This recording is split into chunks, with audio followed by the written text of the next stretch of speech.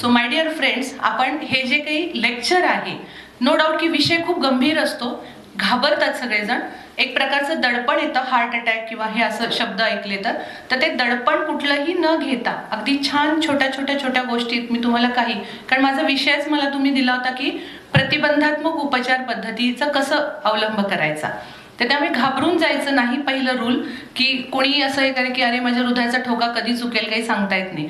काही तर माझे पेशंट आहेत, जेव्हा त्यांना हार्ट अटॅक येतो आणि त्यांचं अँजिओग्राफी होते किंवा तिन्ही वेसल ब्लॉक आहेत और ब्लॉकेजेस आहेत, प्लास्टिक बायपास सांगितले असते, त्या दिवसापासून तो पेशंट कधी चादर असं घेऊन झोपत नाही. इथं काढतो, श्वास गुदमरला तर एफडी मोजल्या जातात लगेच, किती आहेत काय आहेत, उपचार लागले तर आहे का. मुलांना बोलवलं जातं, मुलींना बोलायचं, स्पेशली मुलींना जास्त बोलवलं जातं आणि मग सांगितलं इथं हे असं आहे, ते तसं आहे. माझ्या एका पेशंटने सांगितलं काही नाही बघा मॅडम, मी काही घाबरलेले नाही, तुम्ही मला काही सांगा, उद्या जर मला काही झालं तर माझा गळा माझ्या सुनेचा आणि माझे 2 हात माझ्या लेकीचे.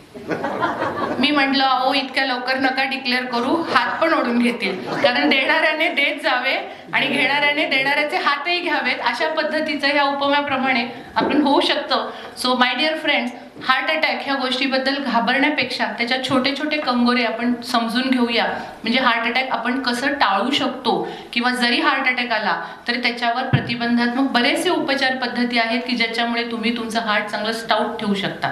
आता सगळ्यात पहिली महत्त्वाची गोष्ट, हार्ट अटॅक म्हणजे हृदय ह्या गोष्टीला समजून घ्या. आईच्या उदरामध्ये असताना पहिल्यांदा जो ऑर्गन ऍक्टिव्हेट होतो की ज्याच्यामुळे तुम्ही लाईव्ह आहात असं डॉक्टर सांगतात, 8व्या आठवड्यामध्ये जेव्हा 4 कप्प्याचा हार्ट डुक करत असतं, तेव्हा डॉक्टर म्हणतात दिस इज अ सिंगल लाईव्ह और काय जे असेल इंट्रा युट्राइन प्रेग्नन्सी, आणि मग तिथून आपला प्रवास सुरू होतो आणि मग प्रत्येक वेळी ती धडधड वाढ असते, ती आपल्या शेवटच्या श्वासापर्यंत असते. त्यामुळे इथे जे लोक असं म्हणतात की मला वेळ नाही, मला वेळच मिळत नाही, त्या लोकांना मी स्पष्ट शब्दात सांगते की प्रत्येक वेळी तुम्ही सगळे इथे, म्हणजे खरं सांगू का, पहिल्यांदा मगाशी त्या मॅडम सांगत होत्या टाळ्या वाजवा, आता स्वतःसाठी तुम्ही टाळ्या वाजवा. त्याचं कारण सांगा, स्वतःसाठी टाळ्या का वाजवा, कारण तुम्ही सगळे बिझनेस टायकून्स आहात, बरोबर, आणि बिझनेसमन वुमन असताना किंवा तुमच्याकडे म्हणजे पैसा, आर्थिक ही बाब अशी चांगली असते, पण बऱ्याचदा असा अनुभवाला आलेला आहे की आर्थिक बाजू माझी खूप चांगली आहे, पण सायमल्टेनियसली त्याच्यावर हेल्थच्या बाबतीमध्ये अवेअरनेस मात्र अजिबात नाही. आजच मी आता नाव नाही घेत, पण मला सकाळीच एक फोन आला होता की एक मोठे बिझनेसमन आणि त्यांचं सडन 2 दिवस झालं खूप त्रास होतोय, थकवा येतोय, पण नाही, त्यांनी बिझनेसमध्ये इतकं होऊन घेतलं होतं, स्वतःला काही नाही केलं, आणि असताना सकाळी सडन श्वास खूप लागला आणि मग त्यांनी इंडोर केलं आणि आता सांगितलं की नाही हा हार्ट अटॅक आहे. मग मला कौतुक का वाटलं, का टाळ्या स्वतःसाठी वाजवा की तुम्ही ह्या हेल्थ अवेअरनेस स्वतः डेव्हलप करताय.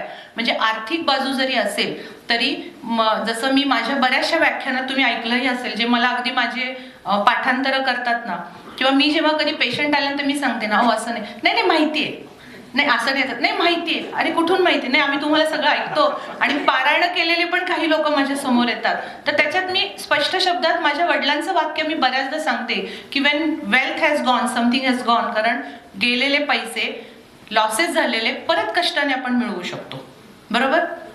Second, Wien character has gone something has more gone, कारण आपण थोडे भारतीय संस्कृतीतले संस्कारित लोक आहोत, त्यामुळे कॅरेक्टर ह्या गोष्टीवर आपण खूप महत्त्व देतो. पण Wien health has gone everything has gone, कारण तुम्ही शेवटी पैसा हे सगळं नेम फेम कधी मिळवू शकणार आहे, जेव्हा तुम्ही हेल्थ तुमची स्वतःची व्यवस्थित असणार आहे. सो माय डिअर फ्रेंड्स, पहिल्यांदा सगळ्यात महत्त्वाची गोष्ट असते, हार्ट अटॅक येण्यामागचं पहिलं कारण असतं ते म्हणजे स्वतःला वेळ न देणं. म्हणजे एक साधं एक उदाहरण एक सांगते की एका मित्राचा दुसऱ्या मित्राला फोन जातो आणि तो म्हणतो की अरे काय झालं, तू डॉक्टरकडे जाणार होतास, हा नाही आज नाही गेलो, उद्या जाईल, का रे, नाही आज माझी जर तब्येत ठीक नाहीये. मग आज जर तुझी तब्येत ठीक नाहीये, तुला जर जाणवतंय काहीतरी लक्षणं दिसत आहेत, तर तू मग पुढे डॉक्टरकडे का नाही जात. सो माय डिअर फ्रेंड्स, पहिल्यांदा सगळ्यात असतं तो म्हणजे तुमचा हेल्थ अवेअरनेस कमी राहणं, स्वतःवर प्रेम करण्याची सवय जी कमी राहते, असे लोक हार्ट अटॅककडे जास्त जातात. म्हणजे माझ्या शरीराला काय लागतं याच्यापेक्षा मी माझ्या जिभेला काय लागतं हे जे आवडीनं खाणारे लोक असतात की फूड इज माय, म्हणजे माझ्यासाठी काही, म्हणजे जर मला कुणी सांगितलं की चल येतो काय रे हैदराबादची बिर्याणी खायला, चल गाडी काढून निघू, आज सकाळी निघू, संध्याकाळी बिर्याणी खाऊ, रात्री निघू, परत येऊ, दुसऱ्या दिवशी मीटिंगला तयार. असेही काही लोक आहेत की जे आम्हाला असंच लागतं. सो पहिली गोष्ट हेल्थ अवेअरनेस स्वतःचा कमी असणं. अर्थातच ह्यामुळे येणारं जंक फूड खाणं. आता जंक फूडच्या बाबतीत मी सातारकरांना फार सांगायला जात नाही. जेवढे सातारचे पेशंट आहेत ना तेवढे सगळेजण नाही आम्ही व्यवस्थित भाजी वगैरे सगळं खातो वगैरे सगळं सांगतात. पण the way they are eating that सब्जी, कारण भाजी आपण एवढीशी खातो, वरण अगदी थोडंसं असतं आणि त्याच्याबरोबर 1.5 भाकरी 2 भाकरी एवढासा भात, वरण भात, तूप वगैरे व्यवस्थित घेऊन खातो. So you are eating less carbohydrate, sorry you are eating less protein, less minerals, less vitamins with over cooked भाजी की ज्याच्यात ते पण जे असतात बचेकुचे वो बी ते नाहीसे झालेले असतात विथ लॉट्स ऑफ कार्बोहायड्रेट्स. मग त्यामुळे येणारं विटॅमिन डी कमतरता, विटॅमिन B12ची कमतरता. मी साधा एक गोष्ट सांगते, म्हणजे आज जाता जाता खूप टिप्स सांगणार आहे, त्या टिप्स फक्त लक्षात ठेवायच्या. आणि मी पुन्हा एकदा सांगते, मैत्रीचं नातं आहे. इन केस जर काही कारणाने मन दुखावलं तर मैत्रीण म्हणून सोडून द्या मला. सगळ्यात कॉमनली आजकाल आढळणारी गोष्ट आहे ती म्हणजे विटॅमिन B12 डिफिशियन्सी. जिकडे तिकडे म्हणजे पूर्वी जे नॉनव्हेज इटर्स होते त्यांच्यामध्ये विटॅमिन B12 असायचं. आणि चुकून जर मी असं म्हणलं अहो तुमचं B12 कमी आहे, नाही हो आम्ही नॉनव्हेज बिलकुल खात नाही ना त्याच्यामुळेच असं झालंय.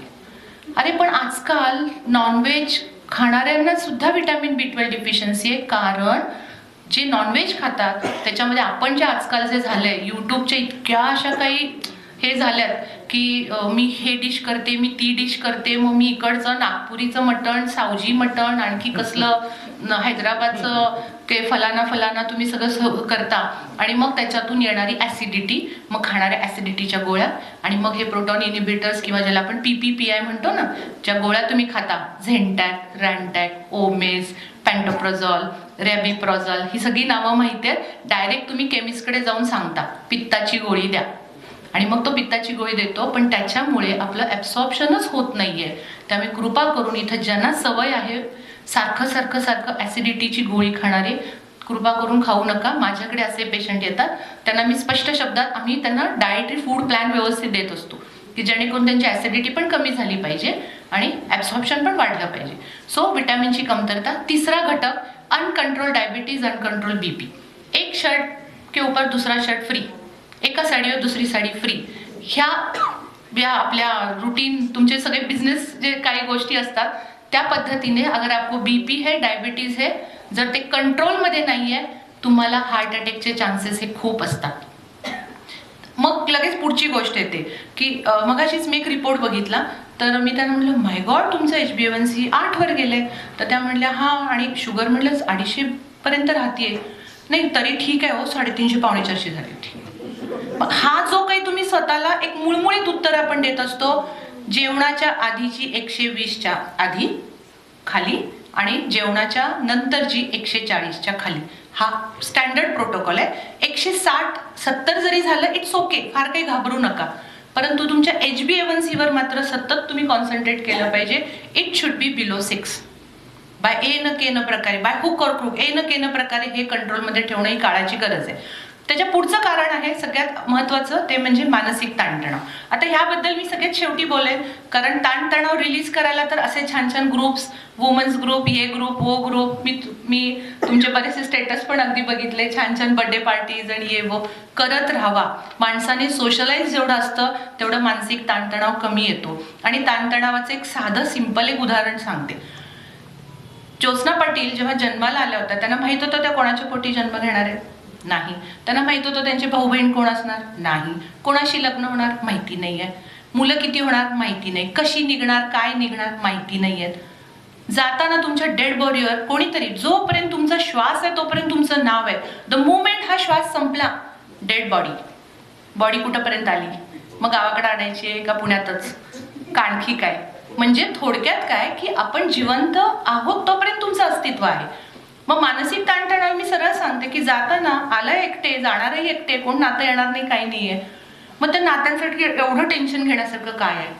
जाताना कुणी आपल्या डेड बॉडीवर 7-12 प्रॉपर्टी पेपर, ऑर्नामेंट काही बांधणार नाही. माझी डायमंडची रिंग, नेकलेस, कानातलं सगळं माझ्यावर आलंच पाहिजे. येतं का? असं असतं तर आपल्या पूर्वजांनी काहीही ठेवलं नसतं. तेही वर घेऊन गेले असते. सो ह्या कुठल्याही भौतिक हव्यासापोटी एकाच गोष्टीवर मात्र प्रचंड प्रेम करा, ते म्हणजे तुमचं शरीर, जे शेवटच्या श्वासापर्यंत तुमच्या सोबत राहणार. सो मानसिक ताणतणावाचं व्यवस्थापन करणं ही काळाची गरज आहे, कारण चिता मुर्दे को जलाती है तो चिंता जिंदा को जलाती है. मी रोज चालतो डॉक्टर, रेग्युलर एक्सरसाइज करतो, प्राणायाम करतो, मी योगा करतो, मी खूप डायटरी फूड हॅबिट्स व्यवस्थित सांभाळलेल्या आहेत, तरी मला असं का झालं, असा म्हणणारा पेशंटचा वर्ग 40-45% आहे. मग याला मी स्पष्ट शब्दात कारण सांगते की हे का कशामुळे घडलेलं आहे. मानसिक ताणतणाव. त्यामुळे तणाव किती घ्यायचा, एखाद्या गोष्टीचं किती हे करायचं. पण काही लोक इतकी मजा करतात ना की तणाव नाही घ्यायचं, चलो बिंदास खाओ पिओ मौज करो, टेन्शन नाही लेने का, जब बुलाया आएगा तो हम जाने वाले. इतकं पण माणसाने हे करू नये. कारण मी थोडंसं स्वतःच्या ह्याच्या म्हणते की जेव्हा माणसाला टेन्शन असतं ना, त्या जगण्यात काहीतरी मजा असते, काहीतरी तुमचं एम असतं, आणि अल्टिमेटली ते एम साधायचं असेल तर थोडं स्ट्रेस हा पाहिजे. But the way your mentally तुम्ही त्याच्यात किंवा इथून इन्व्हॉल्व फार व्हायचं नाही. ओके. त्याच्या पुढचं कारण आहे मानसिक ताणतणावाच्या नंतरचं, तुम्हाला कुणालाही लक्षात येणार नाही, ऑटोइम्युन कंडिशन्स. थायरॉइडचे प्रॉब्लेम, संधिवात, सोरियासिस ह्यासारखे काही असे आजार आहेत, ऑटोइम्युन कंडिशन्स आहेत की ज्याच्यामध्ये तुमच्या बॉडीमध्ये इन्फ्लमेशन, सूज येत असते. सूज म्हटलं की एखाद्याने कानाखाली लावली आणि गाल फरफर सुजला, ही सूज तुम्हाला माहिती आहे. तर ती सूज तशी नाहीये, जशी ही सूज असते तशीच रक्तवाहिन्यांच्या आतमध्ये येते, संधिवातासारखं सांध्यांमध्ये, आतड्यांच्या मध्ये, सेल्समध्ये कुठंही ही सूज येऊ शकते.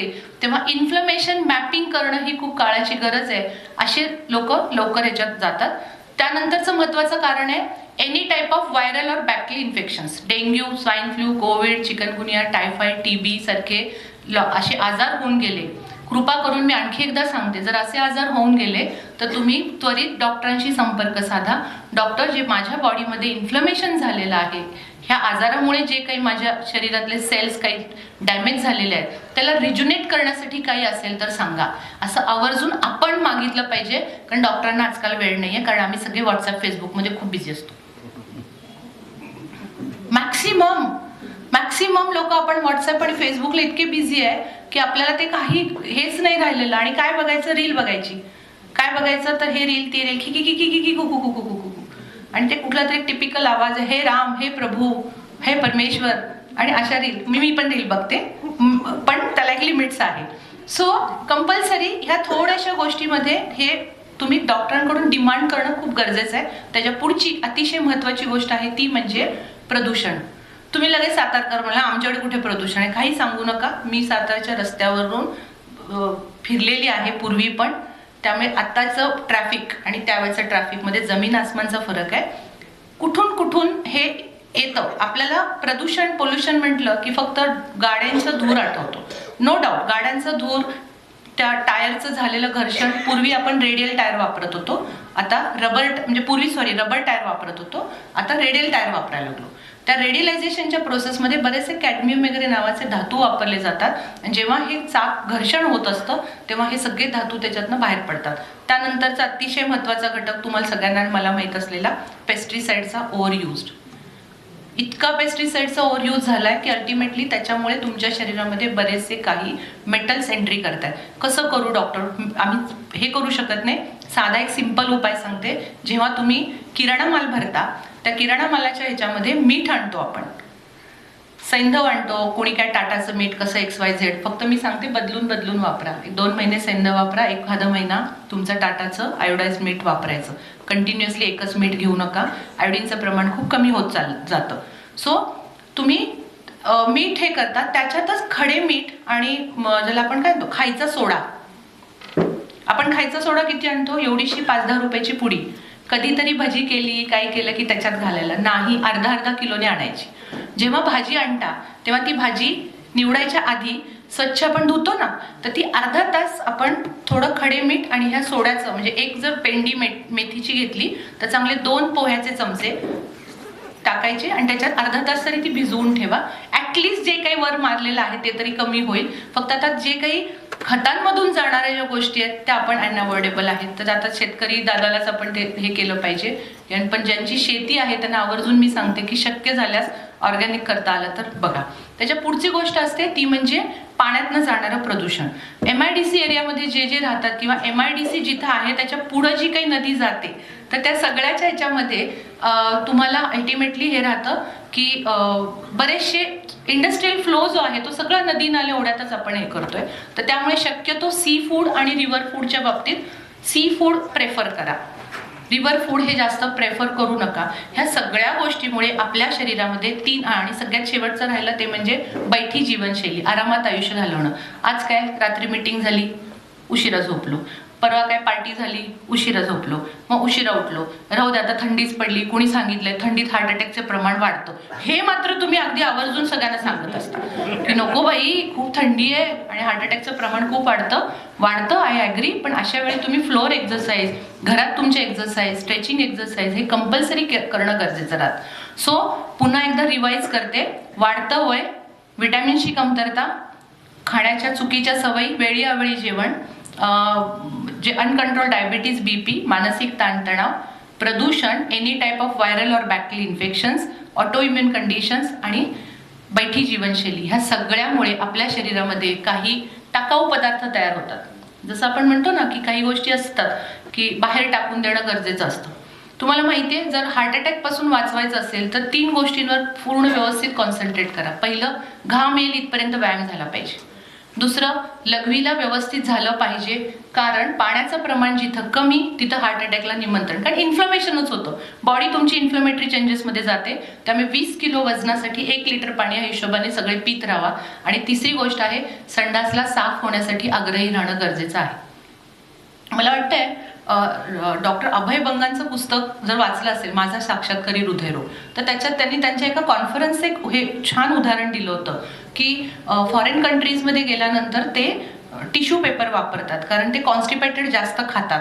आणि आपल्याकडे जर आदिवासींची विष्ठा दाखवली होती आणि अर्बन सेक्टरमध्ये राहणाऱ्या माणसाची बांधून असलेली विष्ठा, तर त्यांनी त्याच्यात फरक जाणवला होता की ह्याला कधीही हार्ट अटॅकचे चान्सेस राहत नाहीत, या व्यक्तीला मात्र हार्ट अटॅकचे चान्सेस जास्त राहतात. त्यामुळे लिफी व्हेजिटेबल, वेलीवरच्या भाज्या जेवढे खाल तेवढं तुमचं पोट हे व्यवस्थित साफ राहतं. त्याच्यासाठी आग्रही राहा. जर होत नसेल तर त्याचे मेडिसिन्स घ्या, त्याच्यासाठी डॉक्टरांना विचारा माझी लाईफस्टाईल कशी चेंज करू, पण कॉन्स्टिपेशन ट्रीट होणं गरजेची बाब आहे. त्यानंतरचं महत्त्वाचा घटक आहे की मग हे सगळे टाकाऊ पदार्थ जर साठत गेले तर ते कुठतरी अडथळे निर्माण करतात, रक्तवाहिन्या तुमच्या कडक होऊन जातात आणि अशा अडथळे निर्माण झाले की एक दिवस माधुरी दीक्षित जागी होते.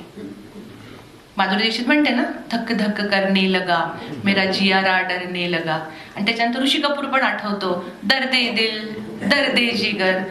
सो असं धडधड होणं, छातीत दुखणं, पाठीत दुखणं, डावा हात जड येणं, left arm pain, lower jaw pain, घसा कोणीतरी पकडल्यासारखा वाटतो, चालताना इथे जास्त दुखतं, बऱ्याचदा इथे दुखत असतं, आपल्याला वाटतं दाढेचं दुखणं आहे, काही वेळा चक्कर येते, धडधड झाल्यासारखी होते, प्रेशर आल्यासारखं होतं, मळमळ होते, उलटी होते, किंवा ज्याला म्हणतो की रेट्रोस्टर्नल बर्नला काय म्हणतो आपण, इथे जळजळ होत असते. म्हणजे बरोबर ह्या ठिकाणी पेशंट सांगतो जळजळ होते. आणि ही सगळी लक्षणं तुमची मिसगाईड कशी होतात ते सांगते.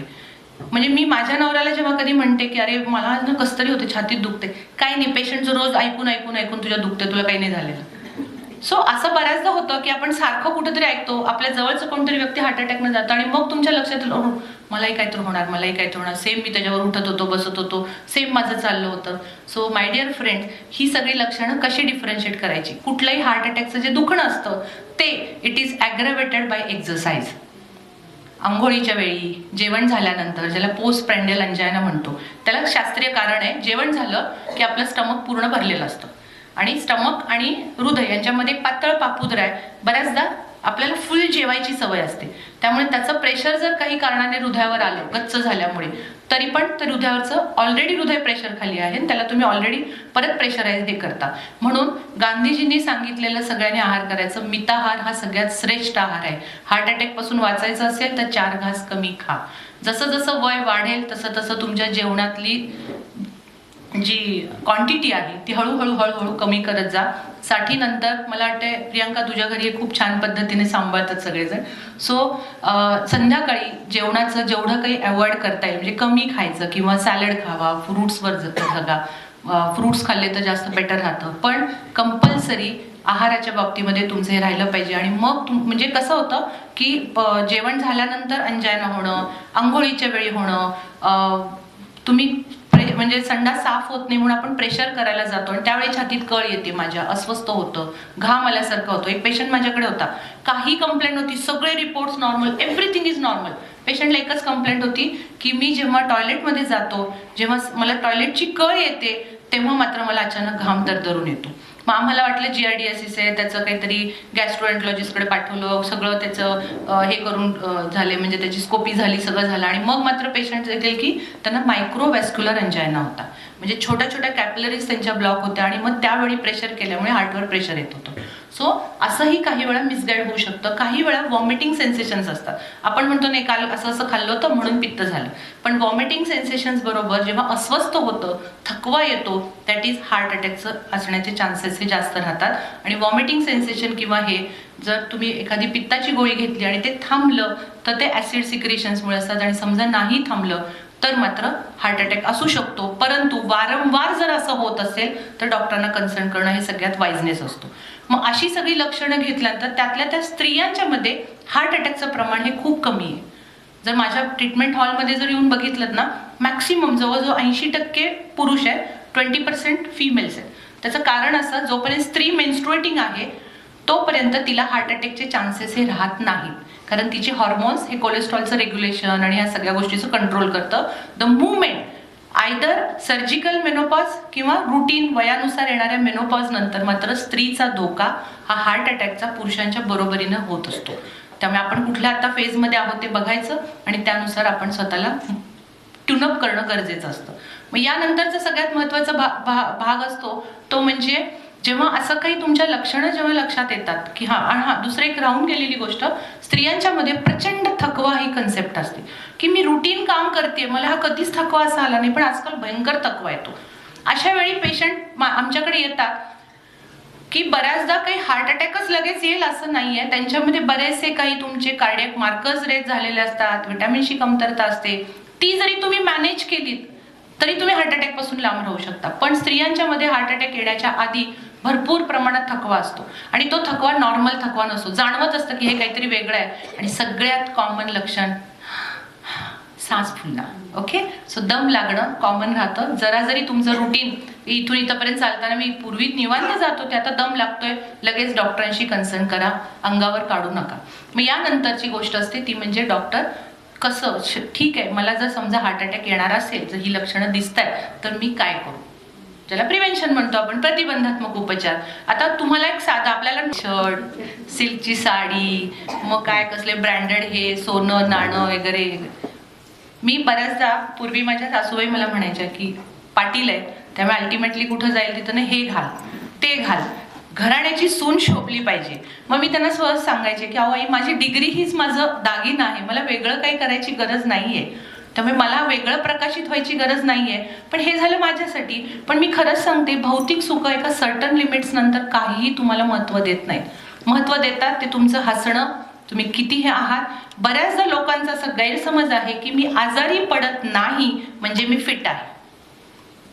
बघा, म्हणजे कॉमन एक सगळ्यांचं एक हे असो की मी आजारी कधी पडत नाही, मला सर्दी ताप खोकला कधी होत नाही तर मी फिट आहे. अशा गैरसमजात राहायचं नाही. आज सकाळच्या ओपीडीला आलेला पहिला पेशंट होता, एक मुलगी 24 वर्षाची, की तिला ECG ला चेंजेस आले होते, सडन दडपण आलं, धडधड वाढली, म्हणून ती डॉक्टरकडे गेली. डॉक्टरांनी तिला प्रायमरी काहीच नाही, पित्ताच्या वगैरे गोळ्या दिल्या आणि सांगितलं की ती काहीतरी MPSCची वगैरे तयारी करते, तुला त्याच्यामुळे स्ट्रेस आला असेल. महिना झालं ती मुलगी त्याच्यात सफर होती, ह्या डॉक्टरकडे त्या डॉक्टरकडे त्या डॉक्टरकडे, आणि शेवटी कुणीतरी तिला माझं नाव सांगितलं. ती सोलापूर वगैरे त्या भागाकडून माझ्याकडे आली होती आणि काहीही नव्हतं, सिंपल मानसिक ताणतणाव तर ती कॅरी करत होती. मग तिला हार्टमधले चेंजेस का आले ह्याचं सगळं अनालिसिस केलं. पहिलं, हिमोग्लोबिन कमी आहे. दुसरं, व्हिटॅमिन D कमी आहे, सिव्हिअर डिफिशियंट 4 वर गेलेले व्हिटॅमिन D आहे. 5वं आहे ते म्हणजे व्हिटॅमिन B12 कमी आहे. आणि तिचे सगळे इन्फ्लमेटरी मार्कर्स वाढले होते. सहज जाऊन जेव्हा तिची सगळी लाईफस्टाईल विचारली, भयंकर ताण आहे. आणि पहिलं तिने एक वाक्य वापरलं की मॅडम, मला ना माझ्या आईवडिलांसाठी खूप काही करायचंय आणि माझं शरीर मला आता साथ देत नाहीये, आणि ती ढसा रडायला लागली.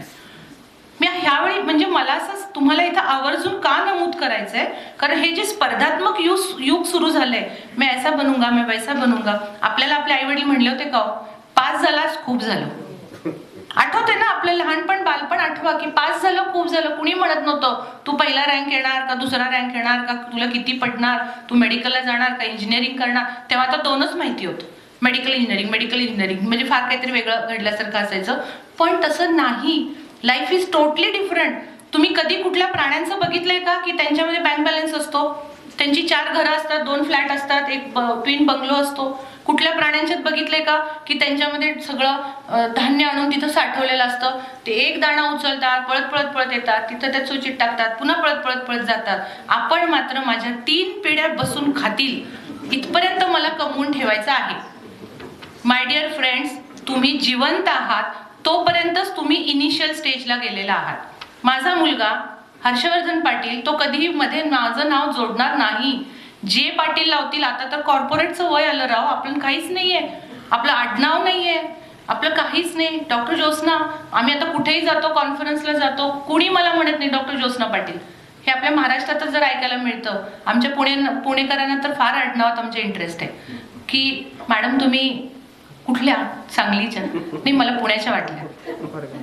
सो माय डिअर फ्रेंड्स, कृपा करून आपण हा जो विचार करत गेलोय की पुढच्या 3 पिढ्या बसून खातील, जिवंत आहे तोपर्यंत तुम्ही इनिशियल स्टेजला तुमचं नामोनिशान मिटलेलं आहे. माझी नातवंड कधी म्हणणार नाही माझ्या आजीने खूप खस्ता काढले, ती फार काम करायची, ती अशी होती, ती डायनामिक बसले.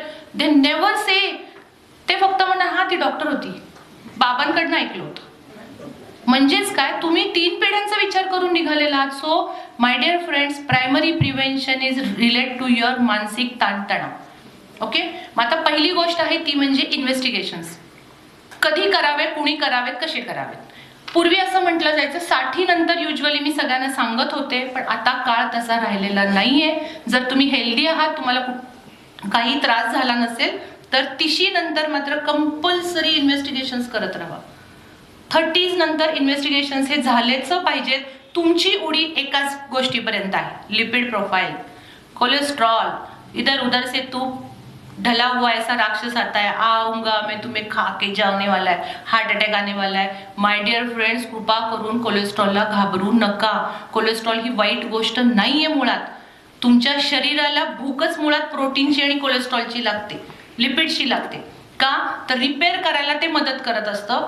पण there are 2 types of cholesterol, good और बॅड. तर गुड कोलेस्ट्रॉल काय मदत करतं, तर बॅड कोलेस्ट्रॉल बाहेर टाकून द्यायला मदत करतं. पण ज्यावेळी तुमचं ते गुड कोलेस्ट्रॉल कमी असतं, कुणीही डॉक्टर तुम्हाला असं सांगत नाही की हे वाढवण्यासाठी आधी प्रयत्न कर, की जे आम्ही प्रायमरी प्रिव्हेन्शनमध्ये पुन्हा प्रिव्हेंटिव्हमध्ये करत असतो.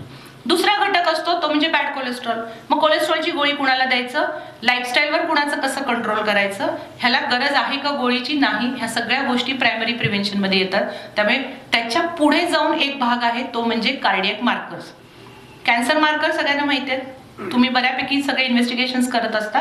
तसे काही कार्डियक मार्कर्स पण आहेत की ज्याच्यामधून आपण हार्ट अटॅकचे चान्सेस ओळखू शकतो. त्यामुळे कृपा करून 30च्या नंतरची तुमची मुलं, सुना, नातवंड जी असतील त्या सगळ्यांची कंपल्सरी ह्या तपासणी करणं गरजेचं राहणार आहे. दुसरं गोष्ट असते ती म्हणजे ह्या तपासण्या केल्यानंतर त्याच्यात जे काही आले तर मग पहिला भाग येतो तो तुमचा डायटरी फूड हॅबिट्स, आहार आणि व्यवहार. म्हणजे चांगला आहार आणि शुद्ध व्यवहार हा तुमच्या निरोगी हृदयाचा आधार असतो, लक्षात ठेवा. मग आता कसं करायचं, पहिल्या सगळ्यामध्ये महत्त्वाचं काय आहे तर तुमचा डायटरी फूड हॅबिट्स. आता चुकीच्या सवयी मी फक्त हळूहळू सांगत जाईन, फार डिटेलिंग करणार नाही, कारण इतकं ऐकायची सवय आपल्याला बिलकुल नाहीये. ऐकवायची सवय मात्र भरपूर लागलेली, बरोबर ना. कारण नवरा एकदा आजारी पडतो आणि डॉक्टरकडे घेऊन जाते बायको, तर ते म्हणतात नाही ह्यांना खूप गंभीर आजार झालेला आहे. तर बायको अशी शून्यात बघते आणि म्हणते आता काय करू, आता ह्यांचं कसं हे करू. डॉक्टर ते पोस्टमार्टम का काय म्हणतात ते एकदा करून बघा ना, म्हणजे निदान लागेल. सो अशा नवरा बायकोनी आवर्जून जाऊन हेल्थ चेकअप हे केलं पाहिजे, अगदी पोस्टमार्टम पर्यंत.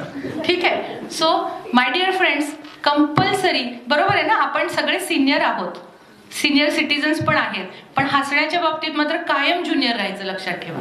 कायम ज्युनियर. तुमच्यातलं बालपण हे कधीही घालवू नका. सहज जाता जाता लहान मुलगा दिसला की त्याला आपण असं करतो, हे करतो, तशीच एखादी उडी पण मारून बघा, पण ती कशी उडी पाहिजे, गुडघे सहन झाले पाहिजेत, बरोबर. सो पहिली गोष्ट आहे ती म्हणजे आपला आहार. चुकीच्या सवयीमध्ये मेंटेन युअर बायोलॉजिकल क्लॉक. सातारकरांना सांगायची फारशी गरज नाहीये. मी खूप साताराचे पेशंट्स बघितलेत, वेळी त्यावेळी 1चा ठोका जेवणार, 2च्या ठोक्याला हे, 3 वाजता फळं, आणखी काय, हे सगळं तुम्ही सांभाळतात, पण त्या वेळीच नाश्ता करा, त्या वेळीच जेवण करा. कितीही महत्वाचं काम असू दे, तुमचा डबा हा तुमच्याजवळ. आज सुद्धा मी येताना माझा डबा मी घेऊन आले होते. मला माहिती होतं हे जर मी माझ्या क्लिनिकमध्ये खात बसले तर पुढचे 5-6 पेशंट येणार, मी इथं लेट होणार. मग मी तो डबा तसाच उचलला, मी बाहेर पडले. माझ्या ओळखीचे एक पेशंटचं एक हॉटेल आहे, त्यांना मी आधी फोन केला होता की मी डबा खायला तिथे 5-10 मिनिटं थांबेल, आणि लिटरली मी माझी भाजी भाकरी, भेंडीची भाकरी तिथे बसून छान जेवले आणि मगच इकडे आले. मी सांगून तुम्हाला हे करत नाही, बऱ्याचशा अंशी मी पाळायचा प्रयत्न करत असते. So my dear friends, biological clock खूप महत्वाचा आहे, त्यावेळीच जेव्हा. दुसरं आहे ते म्हणजे, आता मी एक तुम्हाला असे छान छान गोष्टी अशा हे सांगणार आहे की कसं कसं लक्षात ठेवायचं. आणि चुकीचे समज, सगळ्यात सातारकरांचा आवडते गोष्ट, बरोबर ना रुपाली, अंडी, मटन, चिकन. मी खाऊ का नको खाऊ असं बऱ्याच जणांना येतं. माझी लहानपणीची मैत्रीण आली आज इथे. सो कारण टीचर, आम्ही नॉनव्हेजवर आम्ही खूप भांडलो होतो की नाही आम्हाला नॉनव्हेजच पाहिजे, आणि असं नॉनव्हेजच्या बाबतीतली भीती मी आता काढून टाकते. नॉनव्हेज वाईट नाही, बिलकुल वाईट नाहीये. नॉनव्हेज हे प्रोटीन डाएट आहे, but the way you are prepare that non veg, the way you are eating that non veg, that is bad in India. भारत सोडून बाहेर गेलात 100% सगळे नॉनव्हेज खातात, पण ते ग्रिल खातात. आमच्याकडे आलं की पहिला हळद मिठाची फोडणी, त्यात तेल, परत इकडे मसाला भुनला जातो, त्यात तेल. आमच्याकडे बाई सुकं खोबरंच वापरतात, तेल सुटतो, बरोबर ना. ओल्या खोबऱ्याला तेल नसतं, काहीतरी गुळचट चव लागते, पण सुक्या खोबऱ्याला मात्र चांगली चव असते, तेल सुटतं. हा शब्द इतका मजेशीर आहे, आणि ते तेलच आपल्याला नंतर पुढं घातक ठरतं. आणि मग असं सगळं भुनलेलं, त्याचं स्वतःच एक त्याचं ऑइल आहे, आणि मग तुम्ही कशात टाकता, तडक्यामध्ये. फोडणीचा जर चरचरीत हे असतात, आणि जेवढा कट चांगला तेवढी सुगरण. आता जिला सुगरण म्हणून म्हणायचं ना, कमी तेलात चांगलं बनवणारी कोण असेल ती सुगरण, असं मला असं वाटतं. सो नॉनव्हेज वाईट नाही. ज्या दिवशी तुम्ही नॉनव्हेज करता त्या दिवशी एकतर रोज एक भाकरी खाणारा, बरोबर ना, फोटोग्राफर दादा पटतंय म्हणून तो असा करतो. ज्या दिवशी एक भाकरी खाणारा माणूस तो त्या दिवशी 1.5 खाईल, 2 खाईल, नाहीतर त्याच्यावर भात जास्त खाणार नाही. रस्सा भात मज्जा येते हो. किंवा ते नॉनव्हेज एक तर बिर्याणीत जातं, रोटी सोटी जास्त खाल्ली जाते. So you are eating protein with lots of carbohydrates. So carbohydrate is not good for the health, कारण जे कार्ब्स पचनानंतर ग्लुकोजची निर्मिती करणार आहेत, आणि 100% ते तुम्हाला पुढे जाऊन रक्तवाहिन्यातले अडथळे वाढवणार आहे. त्याच्या पुढची गोष्ट असते ती म्हणजे, नॉनव्हेज वाईट नाही, शक्यतो रेड मीट टाळा, मटण टाळा.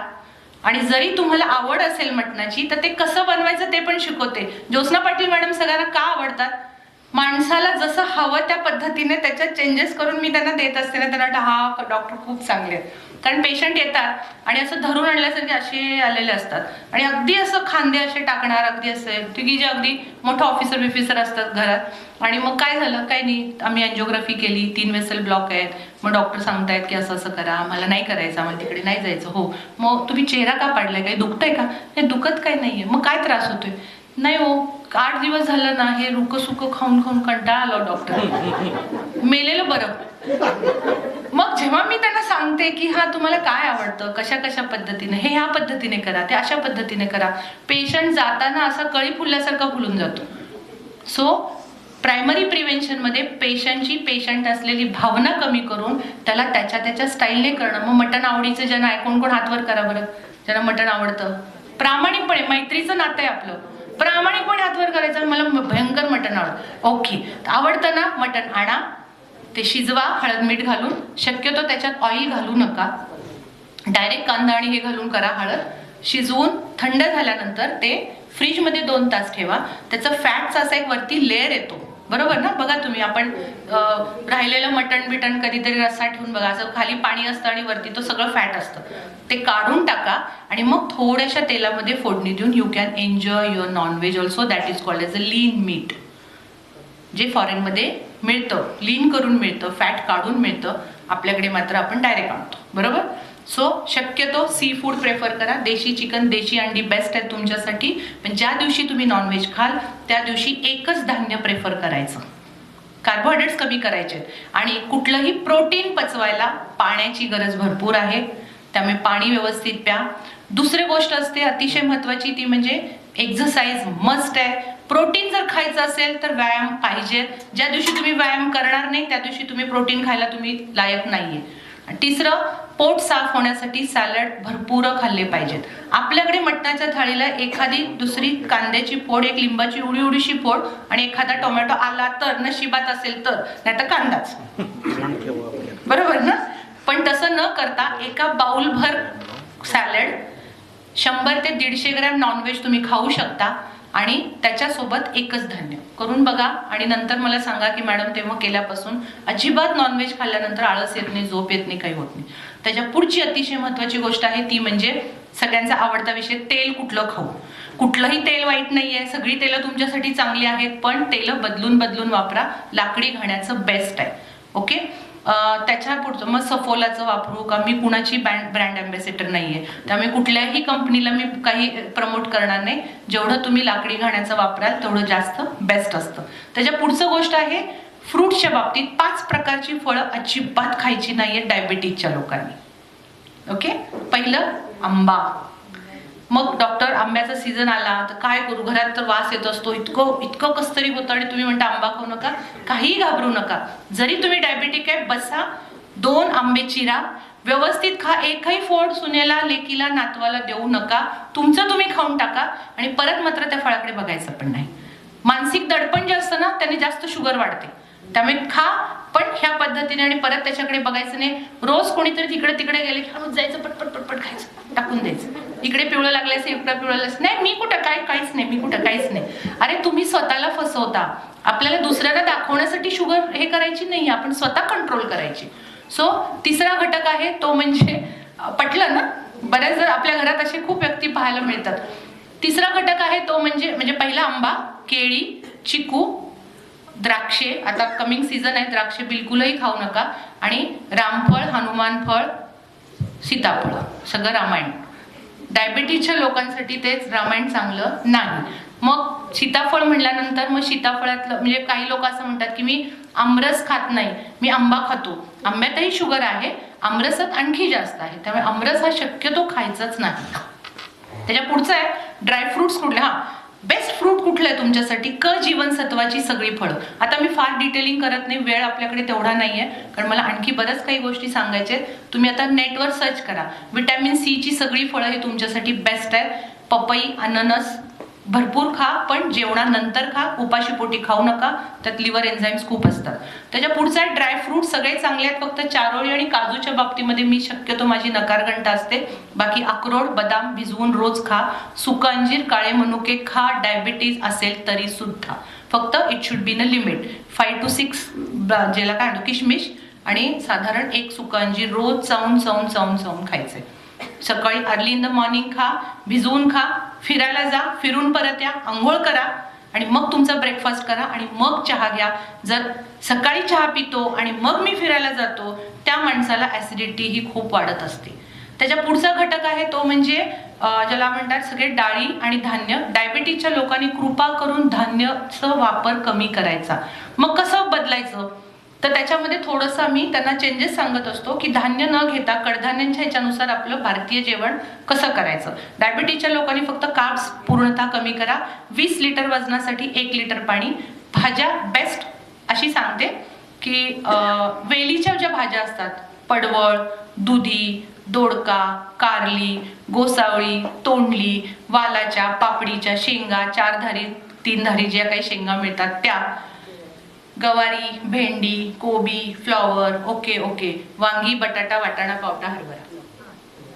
लक्षात राहील? सोपं सांगितलं मी तुम्हाला, हे करून सांगितलं म्हणजे तुमच्या कायम लक्षात राहणार आहे कशा पद्धती. तर भाज्या भरपूर खा, पालेभाज्या सगळ्या खा, शक्यतो त्या शिजवून खा.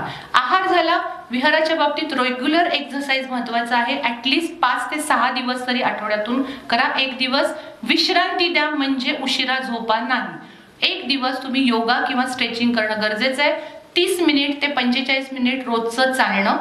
चालताना एक सिंपल एक वे सांगते. तुमचे लाईटचे पोल असतात ना, एका पोल पासून दुसऱ्या पोल पर्यंत फास्ट फास्ट फास्ट फास्ट जायचं, दुसऱ्यापासून तिसऱ्यापर्यंत व्हेरी स्लो. त्याला इंटरमिटंट एक्सरसाइज म्हणतात. That is good for your health. So these are the primary preventions. खाणं पिणं ये वो, मुझे हार्ट अटैक के चान्सेस कितने, मैं क्या खाऊं ये खाऊ, ह्या सगळ्या गोष्टी येतात त्या प्रिव्हेन्शनमध्ये येतात. त्यामुळे प्रायमरी प्रिव्हेन्शनचे पेशंट पूर्वी नव्हते आमच्याकडे. म्हणजे मी 2008 मध्ये मी ही प्रॅक्टिस सुरू केली. लिटरली सगळे अर्बन सेक्टरमधले पेशंट होते, रुरल एरियाजमधले पेशंट येत नव्हते जास्त. हळूहळू ही संख्या इतकी वाढत गेली की आता ऑलमोस्ट समप्रमाणात गावाकडचे तेवढेच आहेत, सगळीकडचे पेशंट तेवढेच आहेत. आणि आत्ताची अवस्था अशी आहे ह्या मागच्या आठवड्याभरातली की सगळे ICU फुल आहेत आत्ता. कारण हार्ट अटॅकचं प्रमाण इतकं वाढलंय की आणि त्यातल्या त्यात हार्ट फेल्युअरचे पेशंट जास्त येत आहेत.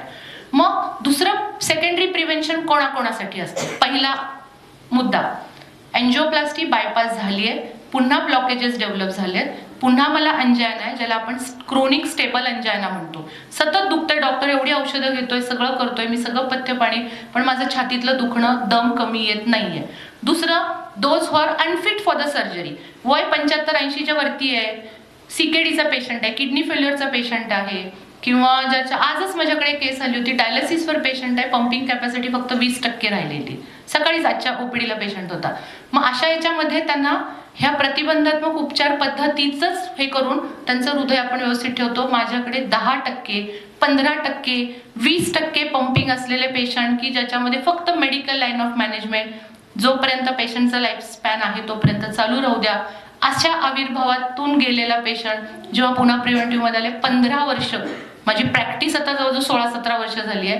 15 वर्षात काय पेशंट असे आहेत की ज्यांना काहीही झालेलं नाहीये. मग तेव्हा मी असं म्हणते की अरे चलो, ते पेशंट येतात, नमस्कार करतात, मॅडम तुमच्यामुळे हे आयुष्य बघितलं, असं झालं. तर मी सरळ म्हणते नाही, तुम्ही तुमच्या हार्टची काळजी घेतली, ठीक आहे, आम्ही तुम्हाला प्रतिबंधात्मक उपचार पद्धती सांगितली, पण पेशंटने पण तेवढं फॉलो केलं असतं.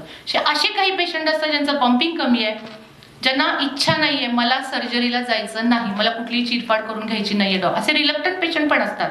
काही रिलिजियस भाग असतो की ज्याच्यामध्ये सर्जरी करणंच अवॉइड करतात ते. अशा सगळ्या केसेस सेकंडरी प्रिव्हेन्शन मध्ये येतात. बऱ्याचदा आपण घाबरतो की हार्ट अटॅक आला, 2-3 वेसल ब्लॉक झाले, मग तुम्ही आमच्याकडे येता. बऱ्याचदा नेहमी माझं एक वाक्य लक्षात ठेवा, कधीही घाबरून न जाता एक सेकंड ओपिनियन कंपल्सरी त्या बाबतीत घेतलं पाहिजे की डॉक्टर मी नॉन सर्जिकली हे ट्रीट करू का सर्जरी खरंच गरजेची आहे. कंपल्सरी. बऱ्याचदा घाबरलं जातं, भीती पडते की अरे नाही, आणि तुम्हाला असं वाटतं की मी प्लास्टिक केली, मी बायपास केली म्हणजे आता मला काहीही होणार नाही, असं कुणीच डॉक्टर सांगू शकत नाही.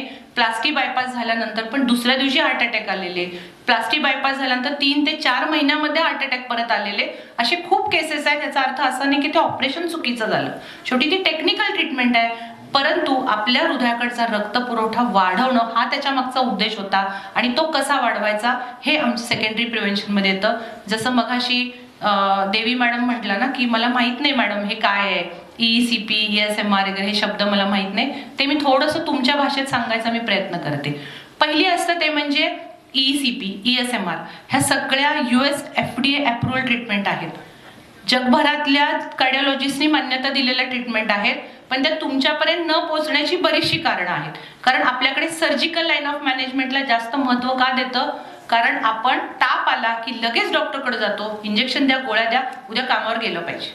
ही एक इंडियन मेंटॅलिटी आहे की मला आता प्लास्टिक केली म्हणजे उद्यापासून मी टनाटन उड्या मारायला मोकळा आहे, अशा आविर्भावात असणं, किंवा मला करायचंय तसं म्हणून प्लास्टिक करून माझा हृदयाचा जो अडथळा आहे तो मोकळा करून द्या, अशा आविर्भावात आपण डॉक्टरकडे जातो. My dear friend, plastic bypass ही फक्त तुंबलेल्या रक्तवाहिन्या आपण जस्ट स्प्रिंग टाकून त्याचा फ्लो वाढवलेला आहे.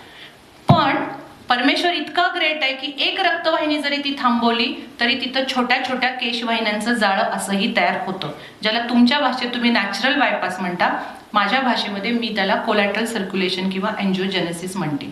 परंतु वयोमानानुसार रक्तातले घटक कमी पडले, BP, डायबिटीज अशी कित्येक कारण आहेत की हे एन्जिओजेनेसिस कमी पडतं आणि मग हार्ट अटॅकचं प्रमाण वाढतं, तुमचा अंजायना वाढतो, छातीत दुखत राहतं आणि मग सारखं ब्लॉकेजेस 3-4 वेळा एन्जिओग्राफी आणि अशा तुम्ही एका सिनारिओमध्ये जात असतात आणि मग एक डिप्रेशन यायला लागतं की आता मी जास्त दिवस जगणार नाही. काहीही घाबरण्यासारखं नाहीये. आता व्हॉट इज EECP? हार्ट 2 तऱ्हेने काम करतं, सगळ्यांना माहिती आहे. धड धड धड धड. ओके. मग हे जेव्हा धगधग होत असते तेव्हा पहिल्यांदा जी धगधग असते, जेव्हा तुमचं हार्ट कॉन्ट्रॅक्ट होतं तेव्हा ते बाहेर रक्त पुरवठा देतं पेशींना, सगळ्या पेशींना. आणि जेव्हा ते रिलॅक्स फेजमध्ये असतं डायस्टॉल फ्लो, तेव्हा ते स्वतःच्या म्हणजे हृदयाच्या मांसपेशींकडे रक्त पुरवठा जातो. हेच लक्षात आलं? ओके. आता वरचा बीपी खालचा बीपी तुम्हाला माहित असतो. वरचा बीपी जेव्हा वाढत जातो तेव्हा तुमचा सिस्टॉल फ्लो वाढतोय, तुमचं एजिंग वाढायला लागलं. आणि जेव्हा खालचा बीपी जेव्हा वाढतो तेव्हा मात्र तुमचं हार्ट कुठेतरी कॉम्प्रोमाइज होतं. त्यामुळे अवेअरनेस हा मेंटेन राहायला पाहिजे. 140-90 नॉर्मल बीपी आहे. त्याच्यापेक्षा जास्त वाढलं तर लगेच डॉक्टरांकडून मेडिसिन चेंज करून घ्या. पुन्हा एकदा सांगते, बीपीची डायबिटीजची गोळी घेतल्यामुळे काही साईड इफेक्ट नाहीये जेवढी बीपीची आणि सैची गोळी न घेतल्यामुळे प्रचंड साईड इफेक्ट आहे. तुमचे डोळ्यांचा अंधुकपणा वाढणं, हातापायांची रखरख होणं, किडनी काम करत नाही, काहींच्या जखमा भरून येत नाहीत, असे कित्येक केसेस आहेत की किडनी फेल्युअरमध्ये गेलेत. का तर बीपीचं डिटेक्ट झाला होता 4 वर्षापूर्वी 3 वर्षापूर्वी, पण घाबरून गोळी घेतली नाही. आणि गोळ्यांची सवय लागेल असा काहीतरी चुकीचा समज तुमच्या सगळ्यांच्यात रूढ होतोय. गोळीची सवय लागली तरी चालेल, तुमचं हार्ट हे कायम रिलॅक्स फेजमध्ये राहिलं पाहिजे. सो जेव्हा डायस्टॉल फ्लोमध्ये तो वाढवणं गरजेचं आहे. हृदयाकडचा रक्तपुरवठा वाढवायचा आहे. मग आपण काय करतो, अशा वेळी दोन्ही पायांना काही बीपीचे जसे बेल्ट बांधतात ना तसे बेल्ट बांधले जातात. बरोबर मशीन एवढे ऍडव्हान्स आहेत की जसा हृदयाकडचा रक्तपुरवठा सुरू होईल तसं त्याच वेळी न्यूमॅटिक प्रेशर माहितीये, हवेचा दबाव पायावर क्रिएट केला जातो. तुमचे पाय कोणीतरी दाबताय असे फिलिंग येतात, फार भारी वाटतं. म्हणजे कधीतरी लहानपणी आईनं पाय दाबले असतील ताप आल्यानंतर वगैरे, त्याच्यानंतर आत्ताच इतकं मस्त हे वाटत असतं. सो अशा वेळी बरोबर तुमचा डायस्टॉल फ्लो जसा वाढतो तसा एक प्रकारचा शियर स्ट्रेस म्हणतात त्याला. रक्तवाहिनी माहितीये, त्याच्या आतली त्वचा आणि बाहेरची त्वचा. आता आतली जी त्वचा आहे तिथं एक काही प्रकारचे ग्रोथ फॅक्टर्स डेव्हलप होतात ज्याला आम्ही VEGF म्हणतो, म्हणजे व्हॅस्क्युलर एंडोथेलियल ग्रोथ फॅक्टर्स वाढतात. ह्या म्हणजे ज्याला VEGF म्हणतात, ह्याचा उपयोग काय माहितीये, रक्तवाहिन्यांचा जो रक्तपुरवठा आहे तो मॅक्सिमम तुमच्या हृदयाकडे देण्याचं, कारण हे व्हॅझो डायलिटेशन करत असतं. आणि तो रक्तपुरवठा तिथं जसं तो हा ग्रोथ फॅक्टर्स वाढतात तसं तिथे छोट्या छोट्या छोट्या छोट्या केशवाहिन्यांचं जाळं आपोआप तयार व्हायला लागतं. मग ही रुटीन प्रोसेस एक्झरसाइजमध्ये पण सेम घडत असते. पण काही वेळा जेव्हा एक्झरसाइज केल्यानंतर तुमचा अंजाना जेव्हा जास्त वाढतो, छातीत दुखायला लागतं, तुमचं सर्जरी आपण करू शकत नाही, अशा वेळी EECP हे वरदान आहे पेशंटसाठी. म्हणजे मी मागच्या 6-7 महिन्यापूर्वी माझ्या लेकीकडे गेले होते US ला. तिने मला जातानाच सांगितलं होतं की मम्मा इथे खूप कॉस्टली राहणार आहे जर काही एखादी गोष्ट एपिसोड घडला तर, आणि आम्ही जिथे जाणार होतो तिथं कुठलेही मेडिकल एड्स नव्हते. मग तेव्हा जेव्हा मी विचार करायला लागले काय करायचं, रोज तर एक्सरसाइज करतोय सगळंच आहे, पण काय आपलं हार्ट स्टाउट झालं पाहिजे. लिटरली मी EECP कम्प्लीट घेऊन मी US ला गेले होते. मला एक आलेला अनुभव सांगते की EECP नंतर दम वगैरे तर ह्या गोष्टी सोडूनच द्या, कमी येतातच, पण कॉग्निटिव्ह फंक्शन खूप चांगलं सुधारतं. म्हणजे तुमचा उत्साह वाढलेला असतो. सगळ्या व्हायटल ऑर्गन्सचा, डोळ्याचा, किडनीचा, सगळीकडचा रक्तपुरवठा झाल्यामुळे त्याच्यामध्ये पण सुधारणा होत असते. किती पेशंट सांगतात की आता मला संधिवातासारखं म्हणजे सांधे दुखत नाही. ती सांधेदुखीची ऍक्च्युली ट्रीटमेंट नाहीये, पण इन्फ्लमेशन बॉडीमधलं का कमी होतं, कारण ग्रोथ फॅक्टर्स वाढत असतात. आणि सायमल्टेनियसली दुसरा घटक आहे तो म्हणजे नायट्रिक ऑक्साईड. नायट्रिक ऑक्साईड सगळ्यांना माहिती आहे. नायट्रिक ऑक्साईडचं काम काय आहे की तुमच्या रक्तवाहिन्यांना रिलॅक्स करतं, मसलला रिलॅक्स करत असतं, त्याच्यामुळे त्या रुंदावतात. आणि हा जो ग्रोथ फॅक्टर्स आहेत ते तुमच्या हृदयाकडचा जास्तीत जास्त रक्तपुरवठा खेचल्यामुळे नॅचरली आपल्या हृदयाला रक्तपुरवठा हा मिळत असतो, फक्त मशीनद्वारे तुम्ही ट्रीटमेंट्स घेतल्या तर. त्यामुळे कितीतरी पेशंट्स असे आहेत की हे हार्ट फेल्युअरचे, हार्ट अटॅकचे पेशंट्स असतात की ते घेतात आणि डॉक्टर खूप मला चांगलं वाटतंय, ही जादू नाही, फक्त आपल्यापर्यंत ते का पोहोचवलं म्हणजे पोहोचत नाहीये कारण त्याचा अवेअरनेस इंडियामध्ये कमी आहे असं तुम्हाला वाटतंय. माझे 2008 मध्ये एक मशीन होती, आता पुण्यात 7 मशीन्स आहेत माझ्या. आणि आता अशी अवस्था आहे की मला जरी ट्रीटमेंट घ्यायची असेल तर मला आता एकही स्लॉट रिकामा नाहीये. सो EECP आणि दुसरा घटक आहे तो म्हणजे ESMR, that is extra corporeal shock waves myocardial रिव्हॅस्क्युलरायझेशन.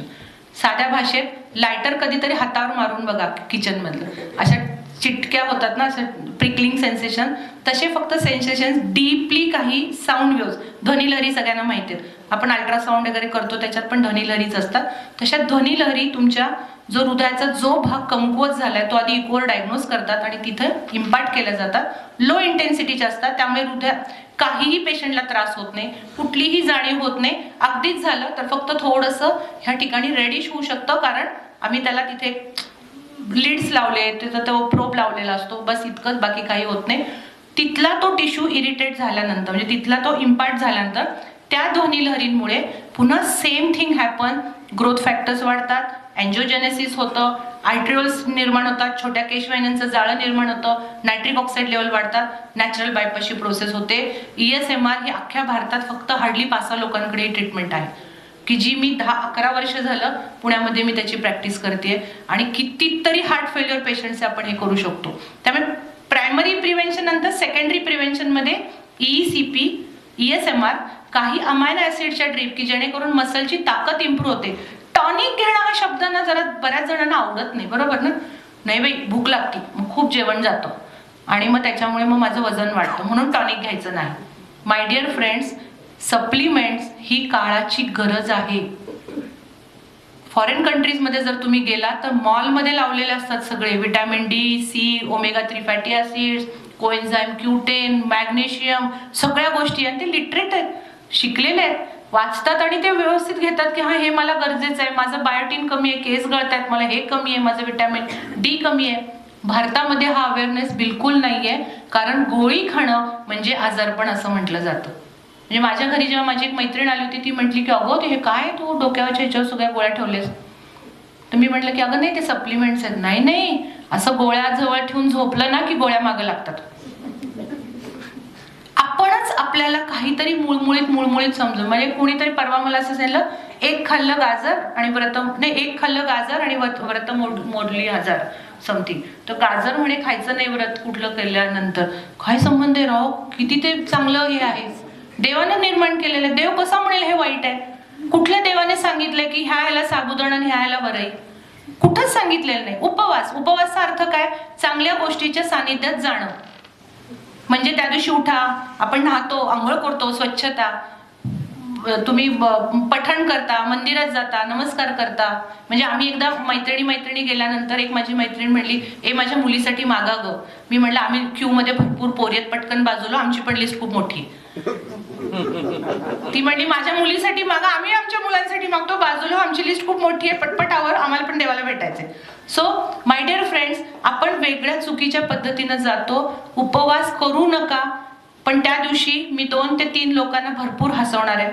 एखादा तरी सत्कर्म मी करणार आहे, माझ्या जसं मला जमेल तसं. 3 ते 4 व्यक्तींना मी चांगलं बोलणार आहे. एक ठरवून करायचं की ह्या उपवासाच्या दिवशी माझी सगळ्यात जास्त भांडण झालं होतं ना, त्या मैत्रिणीला, नंडेला, कोण असतील तुमचे मित्र वगैरे, त्यांना मी आज आवर्जून एक फोन करणार आहे. आणि that is hyperbaric oxygen chamber, HBOT म्हणतात. मग HBOT युजली सुरुवातीला कोणासाठी वापरलं? बर्नच्या केसेसमध्ये वापरलं, भाजलेले केसेस हिलिंग होण्यासाठी. दुसरं कोणासाठी वापरलं गेलं तर आता ह्याच्यामध्ये ज्याला ऑटोइम्युन कंडिशन, जे पॅरलाइज झालं, मतिमंद गतिमंद जी मुलं राहतात, की ज्यांना हायपॉक्सिक कंडिशनमुळे ब्रेन त्यांचं काम करत नाही किंवा तेवढी मेंदूची वाढ होत नाही, त्यांच्यासाठी आजकाल रेज्युनेशनसाठी घेणारे कित्येक मॉडेल्स माझ्याकडे पुण्यामध्ये येतात की ते हायपरबेरिक ऑक्सिजन. आधी पुण्यात हार्डली 3 ठिकाणी HBOTची ट्रीटमेंट आहे. जर तुम्हाला माहिती हवी असेल तर गुगलला जा, HBOT आणि अनिल कपूर सर्च करा. अनिल कपूरने त्याच्यावरचं खूप प्रमोशन केलेलं आहे. माझं काम इतकं हलकं करून टाकलं की मी सांगते, जावा तिथं वाचा, बघा, जावा, म्हणजे तुम्हाला कळेल. आजकाल रेज्युनेशनसाठी घेतात. कॉन्सन्ट्रेशन वाढवायचं असेल, मला थकवा येतोय डॉक्टर, मला खूप मायग्रेनचा त्रास आहे, अशा सगळ्या केसेस HBOTवर खूप चांगल्या पद्धतीने ट्रीट केल्या जातात. आणि दुसरं आहे इन्फ्रारेड, फार इन्फ्रारेड लाईट. सगळ्यांना सोना बाथ वगैरे सगळ्यांना माहिती आहे, तुमच्या जिम मध्ये पण असतं. पण आमच्या इकडे मात्र आमच्या इकडे मात्र थोडंसं वेगळ्या पद्धतीनं दिलं जातं की काही IV ट्रीटमेंट्स दिल्या जातात की ज्याच्यामधून तुमचे फ्री रॅडिकल, जे नको असलेले घटक आहेत, कॅल्शियम आहे, हेवी मेटल आहे, ते शरीराच्या बाहेर टाकून देण्यासाठी 3 गोष्टी महत्वाच्या आहेत. घाम येईल इथपर्यंत व्यायाम हा झाला पाहिजे. मग आम्ही इन्फ्रारेड लाईट्समध्ये अशा काही केसेस हे करतो. अशा कित्येक गोष्टी आहेत की इव्हन माझ्याकडे काही अशा पण मी हे आणलेल्या आहेत, काही मलेशियन टेक्नॉलॉजीज वगैरे आहेत की पेशंट सांगतात गुडघा दुखतोय डॉक्टर आणि म्हणून मी चालू शकत नाहीये, नी रिप्लेसमेंट सांगितलंय, मला सर्जरीला जायचं नाही. पण ते बघितलं जातं की किती पद्धतीची झीज आहे, प्रायमरी आहे का किती टर्शरी लेवलला गेलंय. आणि जर काही प्रायमरी स्टेजेसमध्ये जर असेल तर ते कार्टिलेज रिज्युनेट करण्यासाठी सुद्धा कितीतरी घटक आहे. फक्त आपल्याला प्रिव्हेन्शनच्या गोष्टी आपल्यापर्यंत कोणीही आणत नाहीये, कारण हे मनी मेकिंग नाहीये, खर्च खूप कमी आहे याला. आणि सर्जरी भरपूर म्हणजे भरपूर मनी मेकिंग असल्यामुळे त्याचं प्रमोशन हे अल्टिमेटली थोडंसं जास्त होतंय.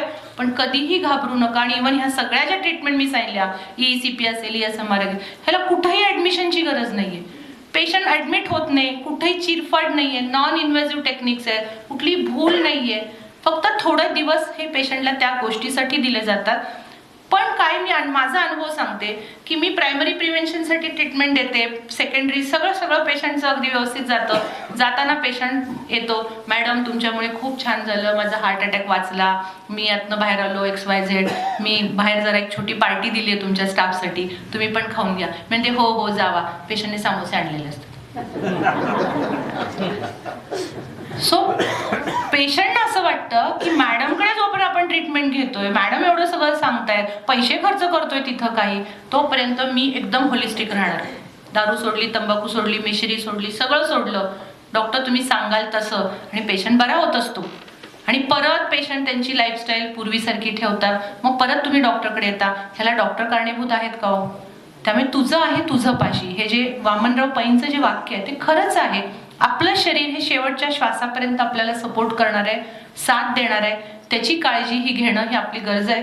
एक जाता जाता एक उदाहरण देते की माझ्या फॅमिलीमध्ये हार्ट अटॅकचे चान्सेस म्हणजे आहेत, हार्ट अटॅकने खूप डेथ झालेले आहेत किंवा पॅरालिसिस झालेला आहे, तर मला होईल का? मी एक साधं उदाहरण देते. आपण एक गैरसमज असतो आपला की मला टक्कल आहे, मग माझ्या आजोबांना होतं, वडिलांना होतं, काकांना होतं, मामाला होतं, मग तसंच मला आहे, मग ठीक आहे ना, माझ्या अनुवंशिक आहे. अरे पण आजोबा वडील जे खात होते, ज्या पद्धतीची त्यांची लाईफस्टाईल होती, तीच जर तू कॅरी फॉरवर्ड केलीस तर तुला हार्ट अटॅकचे चान्सेस आहेत. त्यामुळे जरी 65% हा आजार अनुवंशिकतेने पुढे जात असेल तरी तुम्ही ही शृंखला मोडू शकता, ही चेन मधल्यामध्ये तुम्ही कट करू शकता, एक्सक्लुझिव्हली तुमची लाईफस्टाईल चेंजेसमध्ये. त्यामुळे आहे म्हणून घाबरून स्ट्रेस घेण्यापेक्षा आपण शिवरायांच्या मातीतले लोक आहोत, लढणं हे आपलं काम आहे. त्या प्रत्येक ह्या गोष्टीला लढलं पाहिजे, फक्त न घाबरता, न कुठला स्ट्रेस घेता. सायंटिफिकली आपल्याला जर आपण गेलो तर आपण हार्ट अटॅक टाळू शकतो. सो माय डिअर फ्रेंड्स, आहार विहार, तुमची मानसिकता, म्हणजे मी एक साधं सिंपल एक हे सांगते. अर्ली इन द मॉर्निंग, लवकर उठा. ज्यांना असं म्हटलं जातं की मला वेळ मिळत नाही, लवकर उठून बघा, तुम्हाला भरपूर वेळ तुमच्या सोबत असतो. लवकर उठलं पाहिजे. कमीत कमी 45 मिनिट ते अर्धा तास ते 45 मिनिट तुमचं वॉकिंग पाहिजे. 3 किलोमीटर ते 5 किलोमीटर, अति सर्वत्र वर्जयेत. 10 किलोमीटर चालतो, 20 किलोमीटर चालतो नाही. सायकलिंग करत असाल तर कमीत कमी 15 ते 20 किलोमीटर सायकलिंग तुम्ही डेली करू शकता. पोहणं असेल तर 1 तास तुम्ही पोहणं करू शकता. कंपल्सरी एक्सरसाइज 15 ते 20 मिनिटासाठी योगासन, प्राणायामसाठी द्या. प्राणायाममध्ये मी 2 प्रकारचे प्राणायाम सगळ्यांना सांगते, भ्रामरी आणि अनुलोम विलोम, की ज्याच्यामध्ये कुंभकाची क्रिया नाहीये, श्वास रोखून धरण्याची क्रिया नाहीये. हार्ट अटॅक येऊन गेला असेल तर शक्यतो मी कपालभाती सांगत नाही, पण आधी कपालभाती करा आणि मग भ्रामरी आणि अनुलोम विलोम प्राणायाम करणं गरजेचं आहे. स्ट्रेचिंग महत्त्वाचं आहे. Yoga is different thing, stretching हे डिफरंट आहे. स्ट्रेचिंग तुम्हाला तुमचे जे काय म्हणतात फिजिओथेरपिस्ट तुम्हाला चांगल्या पद्धतीने सांगते, डॉक्टर मी रोज हा व्यायाम करतो, मला स्ट्रेचिंग सांगा, म्हणजे कुठलेही गुडघेदुखी, कंबरदुखी वगैरे तुमच्यासाठी राहणार नाही. त्याच्या पुढचा भाग अतिशय महत्त्वाचा आहे. जेवणाच्या वेळा सांभाळा. ब्रेकफास्ट कंपल्सरी करणं गरजेचं आहे. It should be break the fast. रात्री जेवलेली 7 वाजता जेवलेली व्यक्ती दुसऱ्या दिवशीपर्यंत 7 वाजेपर्यंत 8 वाजेपर्यंत 12 तास आहे, तो जस्ट ब्रेकफास्ट करायचा आहे. आणि ज्याला व्यवस्थित जेवायची सवय आहे त्याने सकाळी एकदा व्यवस्थित 8-9 वाजता जेवण करा. संध्याकाळचं जेवण सूर्यास्ताच्या आधी केलं बेस्ट आहे. जैन कम्युनिटीजमध्ये करतात तसं. नसेल तर कमीत कमी 7 ते 8च्या दरम्यान जेवण हे झालंच पाहिजे. जेवणाच्या आणि झोपेच्या मध्ये कमीत कमी 3 तासाचं अंतर गरजेचं आहे. दुपारची झोप शक्यतो टाळा. जर झोपायचंच असेल तर वामकुक्षी जी सांगितली, वामकुक्षी म्हणजे डाव्या कुशीवर चादर घ्यायची, एसी लावायचा, पडदे लावायचे, अंधार करायचा आणि 2 तासाची झोप घ्यायची, म्हणजे वामकुक्षी नाही. माझा एक पेशंट आहे की मी वामकुक्षी घेतो, डाव्या कुशीवर झोपतो, किती तास झोपतो, 2 तास झोपतो, नाही. तर त्यामुळे वामकुक्षी म्हणजे it should be like a just relaxation. ते पण 60 नंतर ते गरजेचं असतं. 60च्या आतल्या लोकांना वामकुक्षी पण गरजेची नाही. तुम्ही जेवढं तुम्ही काम कराल तेवढे तुम्ही यंग आणि ऍक्टिव्ह राहणार आहे. आणि सगळ्यात महत्त्वाचा घटक आहे 5 पांढऱ्या पदार्थांपासून लांब राहा. पहिला गहू, जेवढा गहू कमी करता येईल तेवढा तुमच्या आहारातला करा. दुसरं दूध. दुधाचं माझं काही वाकडं नाही. बरेच लोक जे दुग्धजन्य उत्पादनाचे बिझनेस आहे असं, म्हणजे मी एका ठिकाणी व्याख्यानात बोलली आणि जे स्पॉन्सरर होते त्या कार्यक्रमाचे ते आईस्क्रीमवाले कोणीतरी होते आणि ते म्हणले, अहो मॅडम काय बोलून गेला, आमचं आईस्क्रीम कोणी खाणार नाही. तर त्यामुळे मी थोडी स्पष्ट वक्ती आहे, जे आहे ते आहे, मनातलं बोलून जाणार. तर कंपल्सरी माझा नवरा मला कधी तर भांडकुदळ म्हणेल की आहे ते सगळं बोलून टाकते. अरे ठीक आहे ना, मनातून कुडकुड करण्यापेक्षा आपलं बोललेलं सगळ्यात चांगलं आहे. त्यामुळे दुधाचे पदार्थ, दूध वाईट नाही आहे. दुधाच्या बाबतीत एक गैरसमज फक्त सांगते की दूध वाढीचे इंजेक्शन्स आजकाल खूप दिले जात आहेत. भेसळी भरपूर आले दुधाच्या मध्ये. आणि तिसरा घटक आहे की त्याच्यामध्ये सॅच्युरेटेड फॅट आहे, केसिन आहे, जे मानवी आतड्याकडनं डायजेस्ट होत नाही, ते तुम्हाला आमंत्रणच देतं याच्यामध्ये. आणि सगळ्यात महत्त्वाचं, पृथ्वी तलावर असा एकही प्राणी नाहीये जो स्वतःच्या स्पेसीसचं दूध पण पितो आणि दुसऱ्या पण स्पेसीसचं दूध पितो. आपण एकमेव माणूस इतके स्वार्थी आहोत. आपल्या आईचं दूध पिणार, मध्ये मध्ये आणखी काय जर वाटलं तर दुसरं आणखी ते कुठले प्रोटीन पावडर्स आणि त्याचं पण दूध मिळतात आणि दुसऱ्या पण गाईचं आणि म्हशीचं आपण दूध पितो. त्यामुळे शक्यतो याच्यासाठी म्हणून मी नको म्हटलेलं आहे. जर तुमचं दूध घरचं आहे, तुम्ही ते काही भेसळ नाही आहे वगैरे, तर मात्र 2 वेळा साय काढून असं दूध तुम्ही वापरू शकता. परंतु हे खाण्यापेक्षा त्या दुधाचं दही आणि ताक करून घ्या, ते तुमच्यासाठी जास्त आहे. पहिला पदार्थ गहू, दुसरा पदार्थ दूध, तिसरा सगळ्यांचा लाडका पदार्थ आहे साखर. इंग्रज आले, शासन केलं, आपल्याला डिसिप्लिन, ऍक्च्युअली इंग्रज वाईट नव्हते, इंग्रजांसारखं डिसिप्लिन कुठेही बघण्यात वेज नव्हतं, पण भारतीय लोकांनी काही घेतलं नाही डिसिप्लिन. काय घेतलं? चहा घेतला, साखर घेतली आणि बनपाव घेतला. साहेब बनपाव खातो, मग मी पण बनपाव खाणार. त्यामुळे बेकरी प्रोडक्ट्स पासून जेवढं लांब राहता येईल तेवढं राहा. साखर अवॉइड करा. मग मी डॉक्टर गुळ खाऊ का? नाही, गुळ हे तुमच्यासाठी हे आहे, दोन्ही ऊसापासूनच बनतो.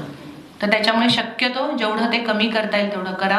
बंद केलं तर उत्तम आहे. डायबिटीजची जर हिस्ट्री असेल फॅमिलीमध्ये तर बंद करा, आणि जरी नसेल तरी जेवढं कमी करता येईल तेवढं करा. आजकाल प्रेस्टिज पॉईंट झालाय, 2 स्वीट 3 स्वीट म्हणजे लग्न खूप भारी केलं. काय भारी लग्न होतं. कोणीतरी एक सांगायचं की त्या लग्नात त्या नवरीची साडी कसल्या रंगाची होती, कुणालाही माहिती नसतं. येणारं वराड सगळं जण असतं त्याच्यात. आणि आपल्यात तर महाराष्ट्रात फार मजेशीर आहे, मागेच उभारतात. इतकी गर्दी की मागेच उभं राहायचं. त्या माणसाने जेवायचं कसं? हा बरोबर ना. आणि मी लग्न खूप मोठं केलं असं लग्न मालकाला वाटतं, अरे काय तू. सो असं काही नाहीये. स्वीट हे तुमच्यासाठी खरंच घातक आहे. आज पेढे दिले तुम्ही मला, म्हणून मी शेवटी बोलले त्याच्यावर, कारण मगाशी मी याच्यावर बोलणार होते, पण सातारकरांना जर म्हटलं की पेढे खाऊ नका तर अवघड होऊन बसेल. सो कृपा करून खरंच नका खाऊ, कारण त्यात दूध पण आहे, साखर पण आहे. आणि सगळ्यात शेवटचा पदार्थ आहे तो म्हणजे ज्याला आपण काढतो तांदूळ. तर तांदूळ फक्त पॉलिश राईस खाऊ नका. जे समजा तुम्ही छिलका काढून एखादं कोणी असेल शेतकऱ्याकडून आणलेलं तर लिटिल क्वांटिटी ऑफ भात घेऊ शकता, काही प्रॉब्लेम नाही आहे. पण भात खाल्ला तर भाकरी खाऊ नका, म्हणजे चपाती तर नाहीच, भाकरी खाऊ नका. आणि भाकरी खाल्ली तर भात खाऊ नका. आणि सगळ्यात शेवटचं अतिशय महत्त्वाचं, किचनमधनं 3 गोष्टी पूर्ण काढा. पहिलं प्रिझर्वेटिव्स, म्हणजे बंद डब्यातले सगळे जे काही फ्रूट्स हे येतात, ते ट्रॉपिकाना ज्युसेस याव वाव ते सगळ्या असल्या गोष्टी कुठल्याही करायच्या नाही. प्रिझर्वेटिव्स कुठलं हे करू नका. घरची लोणची, घरचे पापड तुमच्यासाठी बेस्ट आहे. दुसरी गोष्ट आहे ती म्हणजे मायक्रोवेव्हचा वापर जास्त करू नका. स्टाईल निघालेली आजकाल, हो बाई मायक्रोवेव्हला किती पण वाजता येऊ देत, त्यांना गरम जेवण लागतं. मग मी घेते आणि मायक्रोवेव्हमध्ये ठेवते आणि सगळे न्यूट्रिशन त्यातले काढून टाकते आणि मग मी नवऱ्याला देते. मग विचारते, बाई इन्शुरन्स किती आहे नवऱ्याचा? कारण अर्ली जाण्याचे चान्सेस आहेत. जेवढं मायक्रोवेव्ह कमी करता येईल करा. माझ्याकडे पण मायक्रोवेव्ह आहे, पण मी पार्टीला वापरते, कारण खूप लोक आलेले असतात, अचानक गरम करायला काही नसतं, गडबड होते, तेव्हा ठीक आहे. इतर वेळी माझ्या मायक्रोवेव्हमध्ये कुटाचे डबे आणि काय तर शिया सीड्स जे काय रोज लागतं की नाही ते करायचं, ते सगळं माझ्या त्याचं कपाट म्हणून ते वापरलं जातं. सो त्या गोष्टी. आणि तिसरा घटक आहे नॉनस्टिक, सगळं बंद करा. ठीक आहे. आज या ठिकाणी बोलवलं, संयोजकांनी एवढं सगळं अरेंज केलं त्याबद्दल त्यांचेही आभार. आणि सगळ्यात महत्त्वाचं, इतका वेळ मला ऐकून घेतल्याबद्दल तुमच्या सगळ्यांचे इथे आभार आहे. मी इथे थांबते. जर काही शंका असेल तर एक 5 मिनिटासाठी तुम्ही कुणी मला विचारू शकता. Thank you so much.